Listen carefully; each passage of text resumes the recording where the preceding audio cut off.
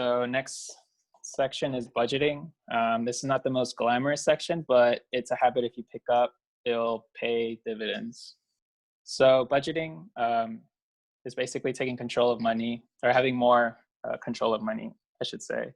Money is something that flows in and out of our checking accounts, our wallets, our hands, and it's easy to kind of lose sight of how much we have or what's the rate of in versus rate of out. And that could either lead you to greater net worth or to massive debt and liabilities. If you don't keep track of things, it's easy to blow off money on the latest brands, technologies, cars, whatever piques your interest.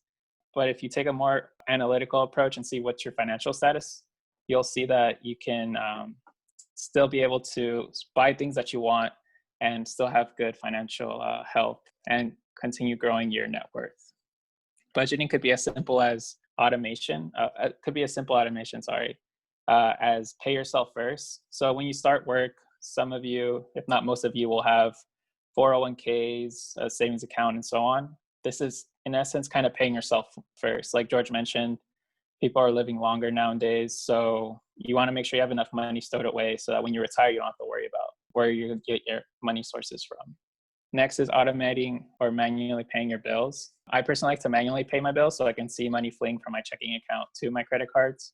But some people are more hands-off and just automatically pay the balance in full every month. And then basically after that, you would allocate money to spend. So after you finish paying yourself first, you pay your bills, then you set money to whatever spending you want to do. The only downside to this is you may overspend if you automate it too much and you're way too hands-off. It's easy to spend more than you have and then falling in debt once again. The more controlled way of automating your budget, and the method I personally do, is the same first two steps. Pay yourself first. So when I get my direct deposit from my company from working, automatic portion goes into my 401k, my HSA, and my savings. After that, I manually pay my credit card bills the day that I get paid.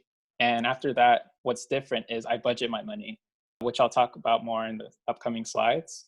This helps me keep track of my spending, and it helps me find areas that I'm overspending. Like, oh, I'm spending like $100, $200 more than I want on going out to restaurants. I need to stop doing that and start eating in more and so on. And this also gives you the added benefit of not overspending because you're keeping track of your finances either day by day, week by week, whatever routine you want to do to check in on your financial health. In today's day and age, we have a lot of tools to help us with budgeting. First one to come in mind is Mint. George mentioned it before for checking your credit score. They also have a budget portion of it on their website. There's also the app for Mint. This is free, and it's a very popular tool to get started with budgeting. The next one is YNAB. It's You Need a Budget. This is the tool that I personally use and highly recommend. There is an annual fee to it, but I think it's well worth it because in the long run, I believe you'll save money because you won't be spending it on random things that you may find just like impulse buy. And there's a bunch of other options. Some are free, some are you have to pay. If you go to nerdwallet.com, there's 7 best budget apps, and you can see on the subtitle, Mint and YNAB are their favorites. It's a personal preference. The key thing to look into is what app or software application am I going to use and actually look forward to using. If the user interface is really clunky and convoluted, then you're least likely to use it and least likely to keep on having a budget. So when it comes to allocating your money, a simple rule to follow to get started is the 50-30-20 rule, which basically means 50% goes towards needs. So after you get your paycheck, allocate 50% of it towards like your rent, mortgage, car payments, loans, groceries, fuel, whatever you consider a need basically to keep on living. Next, 30% towards wants. This is like concerts, movies, music, whatever you consider a want, clothing, and then 20% towards savings. This is like paying yourself first. So emergency fund, which I believe George will talk about later on, whatever you can save and stash away to increase your net worth. And then a challenge I have personally for everyone who's listening is to strive to increase this savings rate. So 20% is like baseline recommendation of this 50-30-20 rule, but always like increasing it is the goal. That way you can increase your net worth at a quicker pace.